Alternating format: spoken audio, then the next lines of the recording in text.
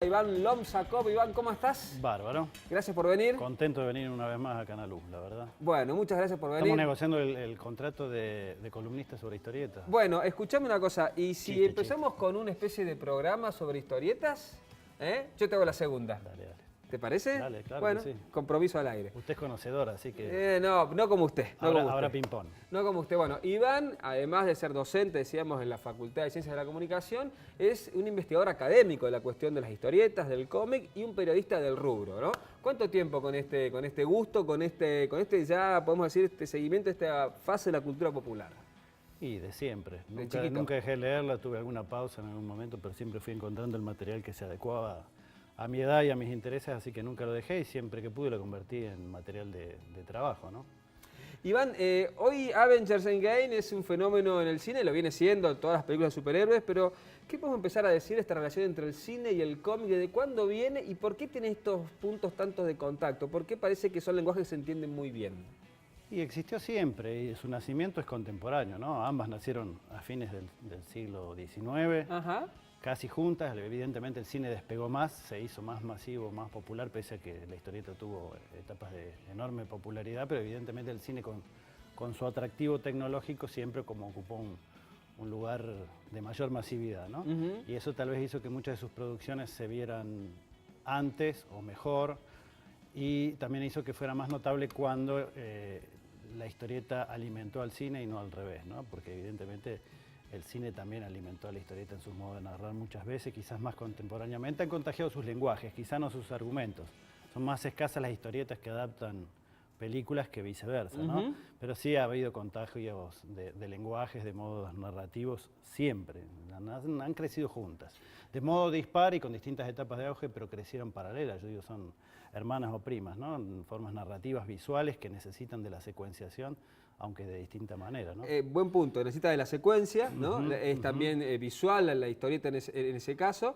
Y me parece que se ha dado un fenómeno ahora que el cine, no sé si la ha reivindicado, pero le ha subido otra vez un poco la categoría, quizás en Argentina, porque a lo mejor por ahí para algunos puede ser un arte menor, digo, pero... Sí, yo siempre desconfío mucho de eso, de que el cine salva la historieta. Yo lo veo más bien al revés. Cada vez veo más que en gran parte el cómic está salvando el cine, o al menos el cine de tinte fantástico, y de ciencia ficción.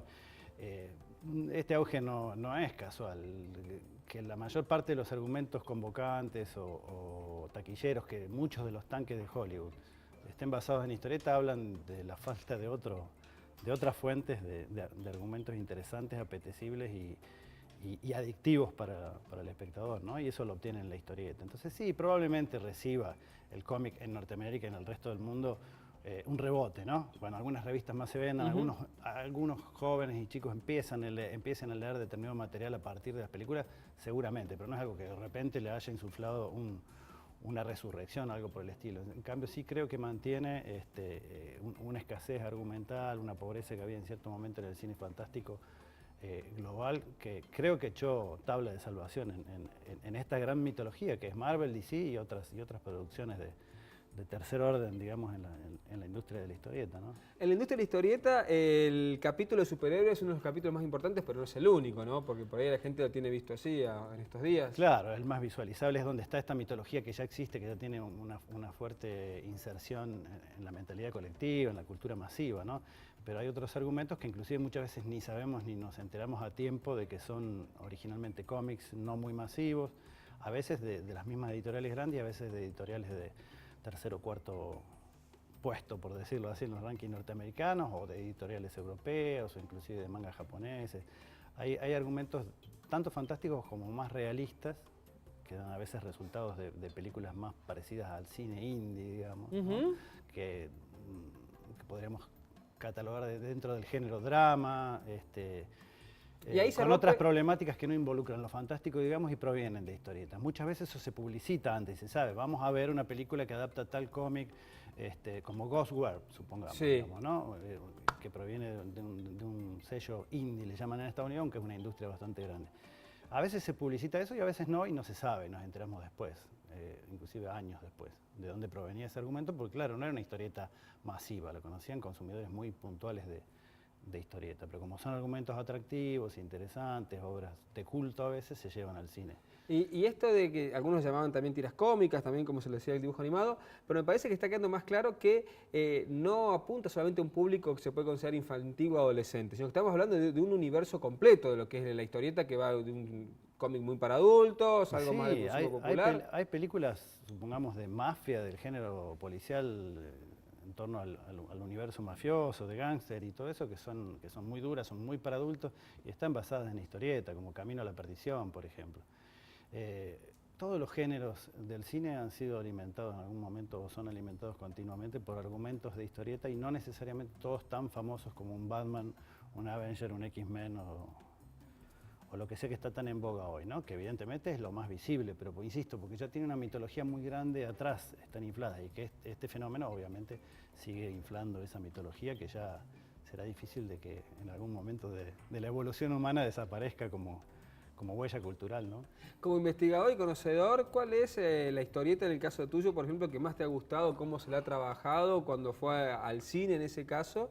Y a lo mejor por ahí, si se quiere, viceversa. Si hay algún ejemplo de alguna cosa que pasó a la historieta después, yo creo que Vals con Bashir, por ejemplo, que es una muy buena película, pasó al cómic de manera tremenda también, pero si tenés algún registro de ese tipo. Claro, ahí tenés un ejemplo de un autor de Europa del Este, digamos, con carrera en Francia y que termina siendo una película hollywoodense animada, ¿no es cierto? Y hay muchos casos muy extraños. Bueno, La vida de Adele, una película francesa, de estas que calificaríamos como de cine-arte, muy bonita, de hace 2 o 3 años, sobre el amor lésbico de dos adolescentes. Eso es otra historieta francesa que anduvo muy bien en el mercado francés. Y sin embargo, en el resto del mundo, para nadie es una historia conocida, ¿no?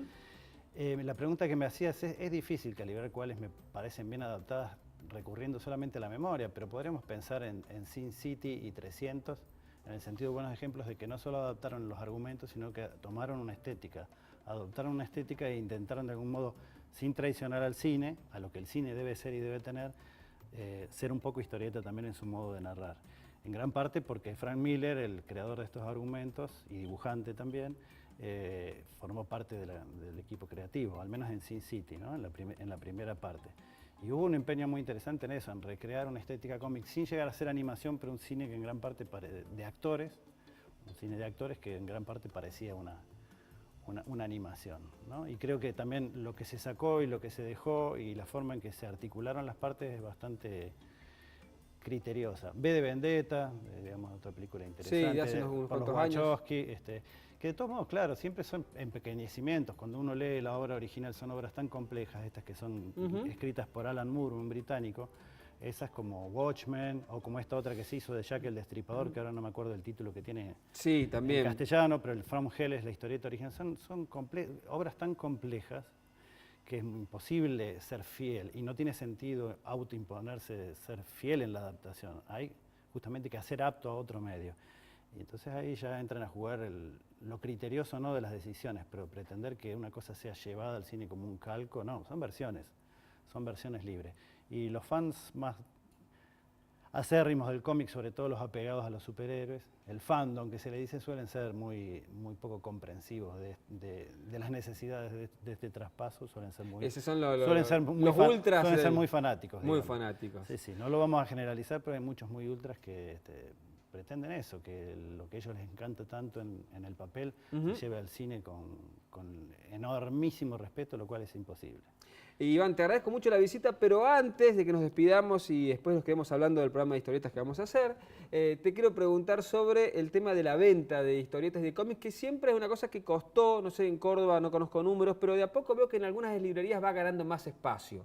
¿Qué hablas con los editores? ¿Qué conoces un poco del mundillo? ¿Hay un repunte de venta? Bueno, imagino que la situación económica también impacta en eso, pero ¿es un poquito más visible que antes? Y si contamos de 3 años a esta parte, seguramente hay una caída de ventas, pero si contamos lo que va del siglo, hubo un continuo crecimiento. Un cambio de formatos, la desaparición de las revistas en los kioscos, la historieta más masiva y popular, digamos, y este fenómeno de la historieta en locales especializados y en librerías, y en sectores cada vez más delimitados, más señalizados, de librerías generalistas que tienen historietas generalmente tratando de llamarlas novela gráfica como para enaltecerla, aunque sería largo de hablar, pero la novela gráfica es un formato, no necesariamente otro tipo de contenido. Y en ese sentido sí hubo un crecimiento constante. Hay muchísimas editoriales independientes, chicas y medianas en Argentina que no existían a principios del siglo. Del 2001 para esta parte, una vez salidos de esa crisis económica, y hubo un gran crecimiento a nivel nacional de la producción. Hay muchísima gente haciendo cosas muy interesantes y autoeditándosela. Y hay autores que después de crear su propia editorial empiezan a editar colegas y nuevos valores y todo. Hay mucho material. Las ventas, creo yo, hasta donde supe números, iban creciendo y luego, bueno, hay una pequeña parálisis en este momento, ¿no? Pero que no es fatal tampoco. Fenómenos como la preventa, digamos, el canal más directo hace que esto se vaya sosteniendo, sí. Iván, muchas gracias. No spoileamos nada de lo que es Avenger Endgame. Para nada, porque además no estamos en condiciones. No lo vamos a hacer porque aparte ni él ni yo vimos esta última, estamos preparando para eso. A mí me está llevando una semanita de poder tener todo visto en tiempo y forma. Me está agarrando el fan, se apropió de mí ya, es como una especie de demonio, ¿no? Yo perdí la cuenta ya de esas 22 películas, cuáles vi y cuáles no vi. Yo sé que me falta una. Qué bien usted. Y bueno, tiene gustos y vicios uno en la vida a veces, que hay que dárselos. Bueno, amigo, muchas gracias. Gracias a usted.